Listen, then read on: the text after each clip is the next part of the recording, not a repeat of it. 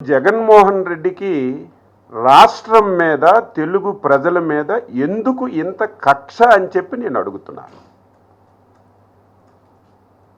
22 మాసాల్లో అన్ని ప్రాంతాలు అన్ని జిల్లాలు సమాంతరంగా అభివృద్ధి జరగాలి, ఈ రాష్ట్రాన్ని అన్ని విధంగా ముందుకు తీసుకెళ్లాలని ఇటు పరిశ్రమల్ని తీసుకొస్తున్నారు, పెండింగ్లో ఉన్నటువంటి ఇరిగేషన్ ప్రాజెక్టులు పూర్తి చేస్తున్నారు.